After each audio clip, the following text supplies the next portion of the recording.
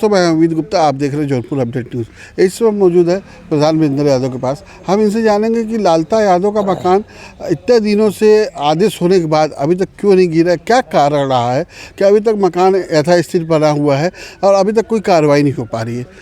सबसे पहले आपको चैनल पर स्वागत है। आपके चैनल को बहुत बहुत धन्यवाद। आप जो हमारे दर्शक लोग हैं उन लोगों को भी दिल से प्रणाम।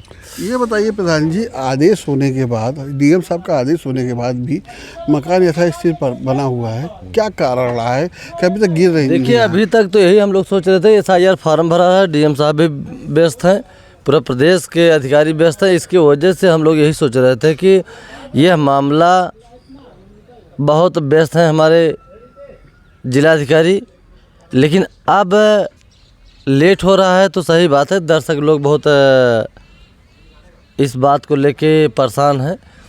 तो देखिए, आज हमारे ही ग्राम सभा में सोलर लाइट लग रही थी और इसमें हम बहुत व्यस्त हैं। नहीं तो आज हम गए होते कचहरी, थोड़ा सा इसी के सिलसिला में कि उसमें क्या हुआ क्या नहीं।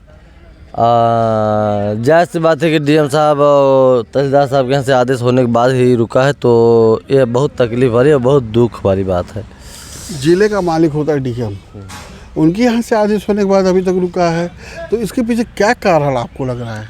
देखिए, इसमें तो कोई कारण नहीं लग रहा है। वो आदेश हुआ है तो उसमें चूँकि कोर्ट का मामला जो होता है थोड़ा सा मध्यम चलता है, लेकिन दुरुस्त होता है। देखिए, हम लोग उस मकान बंजर खाता फाट अलग, उसमें जो लगा था, क्या उसको बोलते हैं, जुर्माना भी लगा था 76,950 रुपया।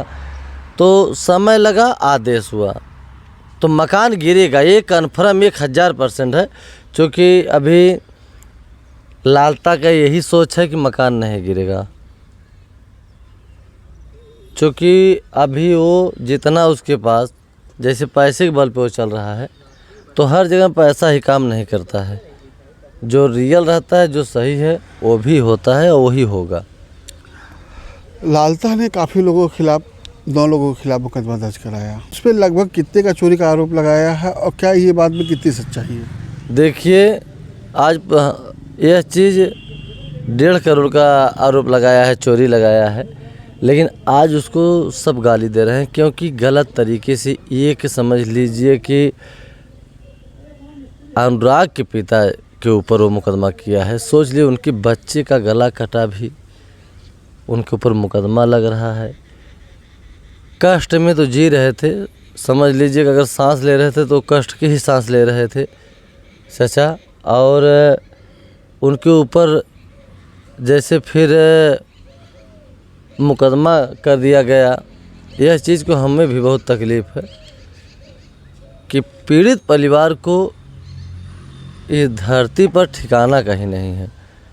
क्योंकि आज पूरा देश प्रदेश यह चीज़ देख रहा है कि किस तरीके से निर्मम हत्या हुई उन्हीं के बच्चे का, उन्हीं के ऊपर मुकदमा हो गया। हम लोग न्याय की लड़ाई लड़ रहे हैं, नाजायज़ तरीके से मुकदमा वो कर दे रहे हैं। तो मुकदमा से जैसे हम लोग भागने वाले नहीं हैं। अगर वो सोचे कि नहीं मुकदमा से दूरी बना लेंगे, तो ये चीज़ें तो निकाल दें अपने दिल दिमाग से पहले, और जितना भी उनकी ताकत हो लगा लें। लेकिन हम लोग उस परिवार से जैसे जुड़े हैं, जब तक सांसें चलेगी तब तक जुड़े ऐसे रहेंगे और ऐसे साथ में खड़े रहेंगे। इसी चिंता में रामजी चाचा के लड़के का गला काट के हत्या कर दिया गया। उसी टेंशन में वो काफ़ी बीमार हुए, यहाँ तक कि BHU में काफ़ी दिनों तक एडमिट रहा और काफ़ी ट्रीटमेंट के बाद वो स्वस्थ होकर वापस आए हैं। और उसके बाद आते ही उनके ऊपर ये इस तरह का मुकदमा ला दिया गया। तो कहाँ तक आपको देखिए, कष्ट की भी एक सीमा होती है, ताकि जो इंसान बर्दाश्त कर सके। वो समझ लीजिए कि बर्दाश्त के बाहर ही हो रहा है। आपको बता दें कि समझ लीजिए कि आज की डेट में जिस समय उनकी जिस तरीके से उनके बेटे का गला काटा गया,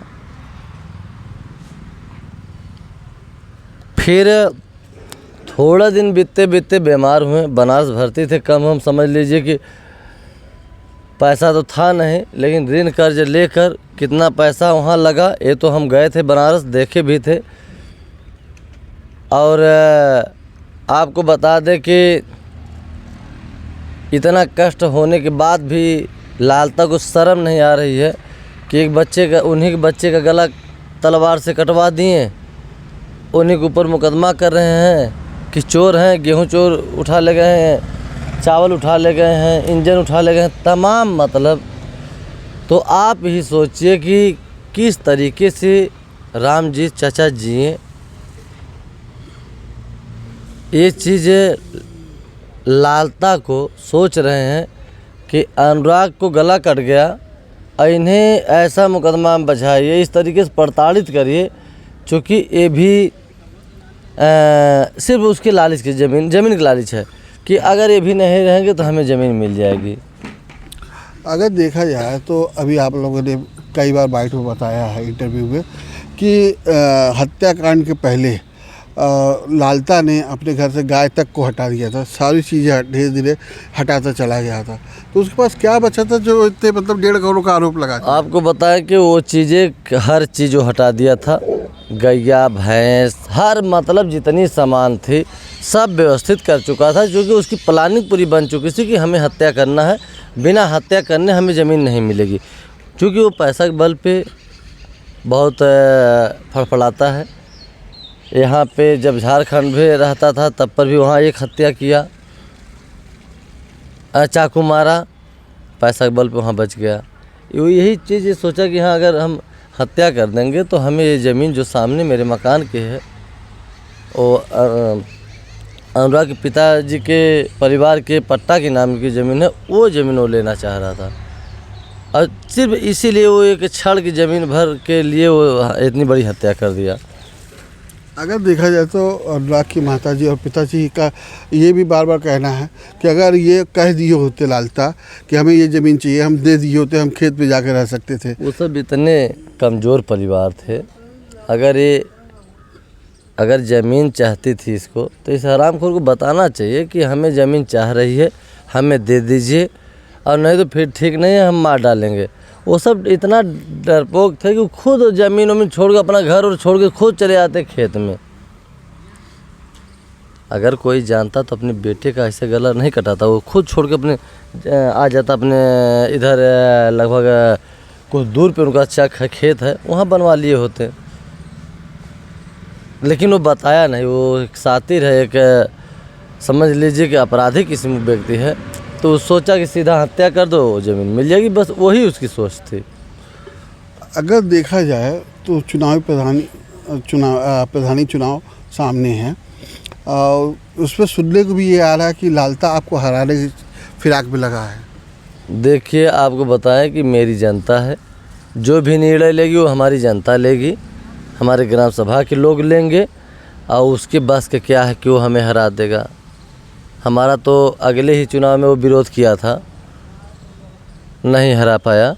जो हमारी जनता हमारे ग्राम सभा को निर्णय लेना था वो ले चुकी थी। तो सामने फिर चुनाव आ रहा है, जैसे मेरी जनता निर्णय लेगी वैसा हम लोगों को, अगर हमें अच्छा समझेगी, बढ़िया समझेगी तो हमें प्रधान बनाएगी, अगर हमें ख़राब समझेगी तो प्रधान नहीं बनाएगी। अगर लालता आपकी इस दरमियान आपके सामने आ जाता तो आप क्या करेंगे? हमारे सामने आ जाएगा अगर, तो किस तरीके से, चुनाव लड़ने के लिए कि ऐसे ही? जैसे भी समझिए आप। देखिए, बताएं आपको कि वो सामना न आए तो अच्छी बात है, क्योंकि एक बच्चे का ऐसा निर्मम हत्या वो किया है कि देखने के बाद जैसे समझ लीजिए कि पूरे शरीर में एक करंट की तरह लग जाएगी। जो कि कभी कभी जब यूट्यूब खोलते हैं तो उसका चेहरा देखने के बाद जैसे पूरी शरीर सनसना जाती है। तो हमारे सामने आजीवन वो न पड़े तो बहुत अच्छी बातें हैं, क्योंकि हम उसको भी देखना नहीं चाहते हैं, क्योंकि वो ऐसा कृत्य किया है। वो कृत्य पूरा देश प्रदेश पूरा समझ लीजिए कि इंडिया उसको गाली दे रही है। नहीं, अगर सामने आ गया तो क्या करेंगे? वो सामने देखने के बाद आएगा ही नहीं। वो जान रहा है कि इतना गलत, इतना घटिया काम किए हैं कि समझ लीजिए कि वो जूता खोर है, वो बहुत शातिर किस्म व्यक्ति है। वो जब भी आएगा तो वार करने अगर आएगा तो वो पीछे से ही आएगा, वो आगे से सामने से आने वाला नहीं व्यक्ति है, न तो आएगा।